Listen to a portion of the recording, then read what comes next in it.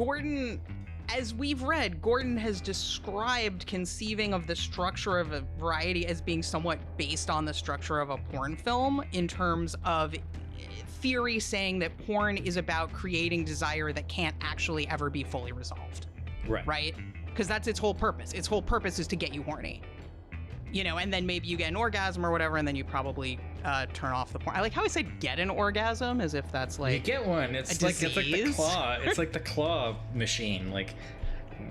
Did you get one? Oh, I got one. I like how you went with disease and I went with claw machine.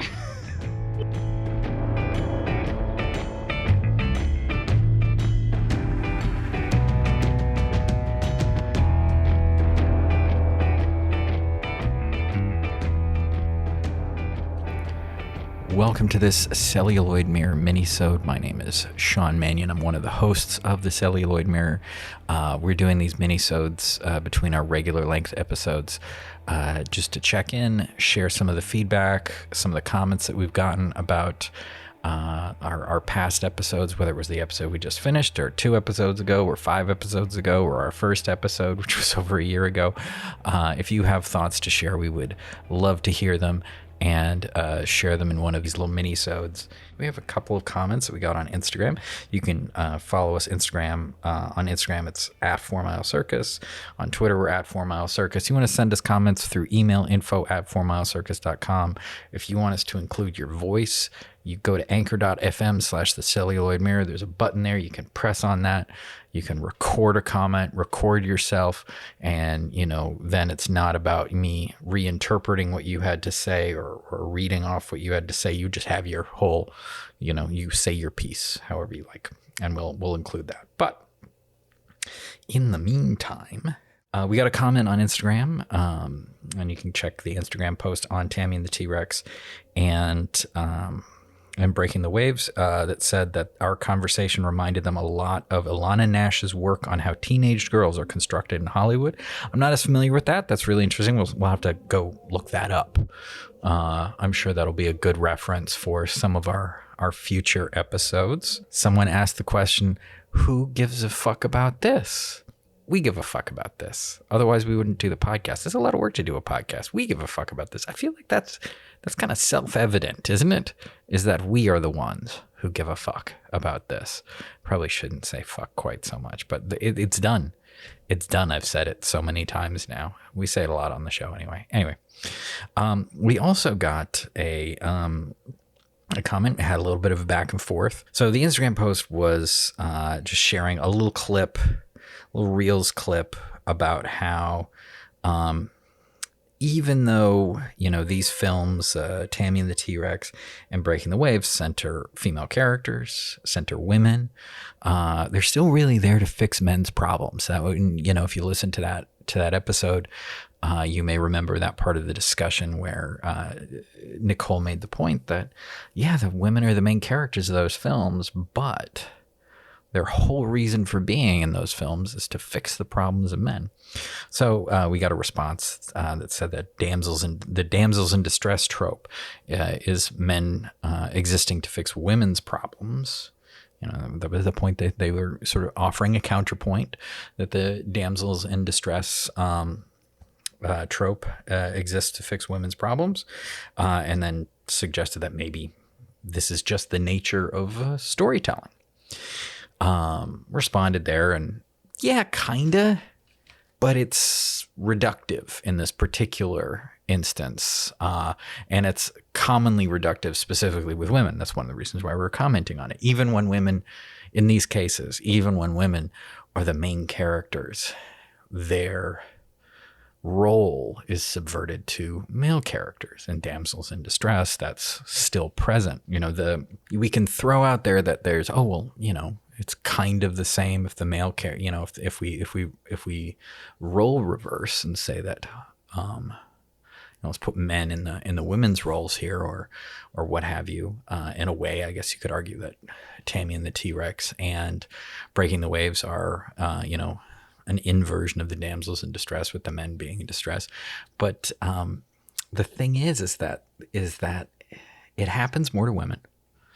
It's just, if you look at it, you break it down, female characters do tend to be placed in a position where their agency is kind of taken away, and it's all about like serving some needs of the male characters, not about that character's needs. It's not accurate to say, I don't think, that this is just how storytelling works. Oh, well, some character has got to be in service to that character, or that ultimately like characters just really kind of do whatever the story tells them to do. Isn't, you know, it's, I think that's sort of shutting down really the potential discussion. It's we should look at how female characters are depicted repeatedly over and over again, and when we put women in the starring roles, in the central roles of a story, like, is the story about meeting their needs? Is that what their goal is ultimately? It doesn't have something to do with their needs, what they want, or is that being sublimated towards the needs or the wants of a male character? And that's really kind of what we were trying to get at. And obviously, like, an Instagram reel is pretty short, so I think we covered that a little bit better in the show itself. But you know, I think that there's something to be said about, like, well, does it work the other way? And I don't really think it does. I think suggesting that, oh, well, it's just storytelling, is trying to subtract the responsibility of the storyteller to tell stories where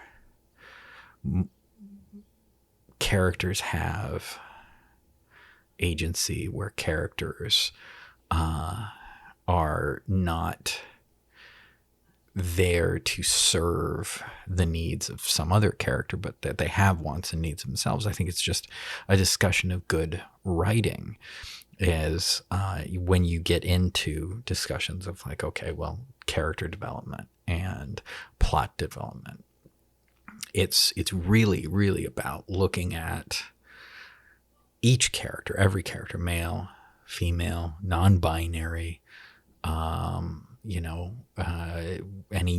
any race, any gender, any demographic breakdown that you want to talk about, but looking at every character in the story and really considering, what does this character want? Is it just related to the wants of another character or the needs of another character? And then asking, does that make that character like a fully formed, like, character? Is that a well-written, well-rounded character? I would say that oftentimes that is not the case. In you know, when you don't, like, really develop the wants or needs of these characters. And oftentimes women characters, female characters, they tend to be more often placed in that position. Not exclusively, but more often placed in that position. I think it's really a conversation that could be had about the nature of writing, the nature of character development. Good character development means that you know what a character wants, and that they're pursuing their wants. That, you know, ideally that's going to fit in with your plot. That's going to fit in with the needs of other major characters, you know, whether that's putting them in conflict or, you know, making them allies on some level. But it really should be like looking at, like, okay, well, what does this person want? And it, you know, if the answer is, well, they want this other person to be happy, it's like, yeah, is that what they want? You got to look deeper. You got to look at what's the psychology under there that drives the character, because it's really about, you know, the purpose of this isn't like some, like, broad, like, oh, well, you know, there's, you know, this is the right thing to do or what have you. It's more that it's about really developing good story and developing good motivations and good characters. Like, if you really want to tell a good story with well-rounded, interesting characters, one of the considerations has to be, what does this character want deep down? Not what do they think that they want, not what do they say they want, not, you know, what do they really want deep down? Does this character okay, this character wants somebody else to be happy, but why do they want that? Like, what is the real driving force behind it? Because when you understand that, then your character's decisions start to make sense when you understand it as a writer, as a director, as somebody who is creating, just doing any kind of storytelling, like really stopping and thinking and focusing on, like, what is the core of what this character wants that makes them fit into this story. Then the decisions that they make sense. It goes together. It flows. It's and it also so often improves the story overall. Now, and we're talking about this in terms of two, very different kinds of movies. Celebrated, Lars von Trier movie, Breaking the Waves, and the very silly, very thrown together Tammy and the T-Rex. And to say that, like, this is something that we should be doing, that we should be developing, for good writing, it doesn't mean that, like, if it's missing, that something is automatically bad or not entertaining or not good. But it's something that we should talk about. These characters are underdeveloped. We should talk about it. Why should we talk about it? Well, to be honest, Nicole and I are filmmakers ourselves. We're storytellers ourselves. Part of the reason that we enjoy doing this podcast and breaking down these films is it helps us to do better at what we want to do, at telling our stories, at making our films. Because when we break it down and analyze what's going on in these films, it makes us reflect on what we're doing. And we would hope that any of the rest of you out there who are also making your own films or telling your own stories, which honestly, like, email us about it. Tell us what you're doing. Would love to see it and hear about it. Info at 4milescircus.com, 4 Mile Circus on Instagram, 4 Mile Circus on Twitter. Like I said, show us what you're doing, but hopefully the discussion that we're having, maybe sparks a little something in you about looking at what stories you're telling, thinking about the other stories that you're consuming, that you're watching, the other characters that are there, and just evaluating it, thinking about, like, well, how can I develop this better or more?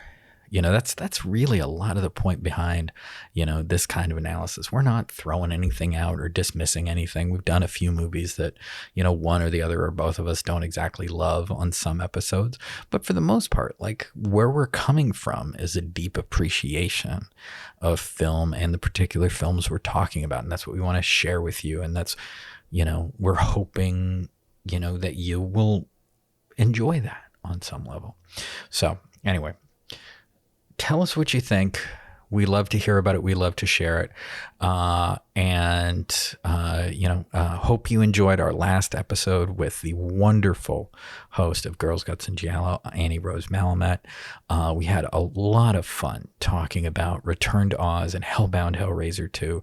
And of course, one of the first things that we heard from everybody when we said we were doing that episode is, how do those films go together? So hopefully we explored that. But we would love to hear any thoughts that you have about our discussion on those films in general. Do you agree with this? Do you disagree with this?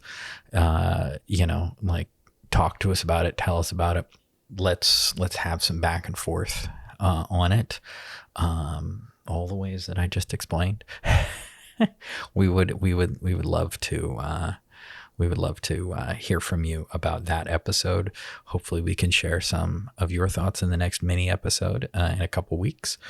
Or in another one further down the line. Don't hesitate. Don't think you've missed your window. You feel free to send us your thoughts on any past film, and we'll share it, or we'll discuss it on some level. At least reference that you said something, like a few of these people did. But please do, and we really hope you will enjoy our next episode that's coming out in just a week.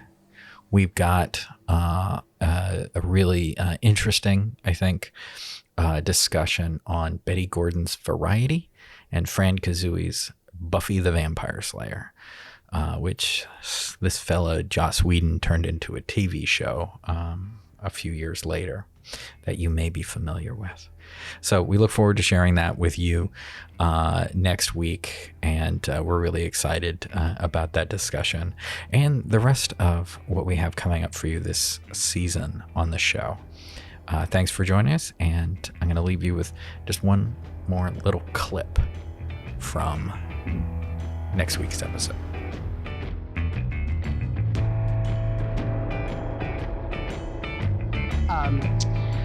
But yeah, I'm telling you about my life, like, which is true. And I mean, the subtext of that is she's telling him about she fucking like is horny also. Yeah.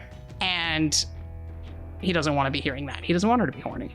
And so these are some of the things that got raised for me by that line. I found it quite heartbreaking because she is trying to connect with him. Yes. Or giving him a shot, giving him a chance to connect with her, and he is not willing to meet her halfway. He's not willing to take a step towards her.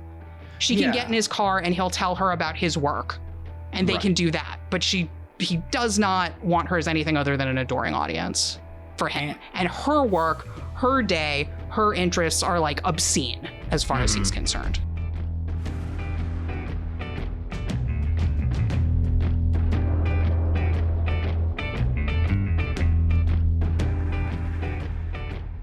The Celluloid Mirror is a 4 Mile Circus production hosted by Nicole Solomon and Sean Mannion.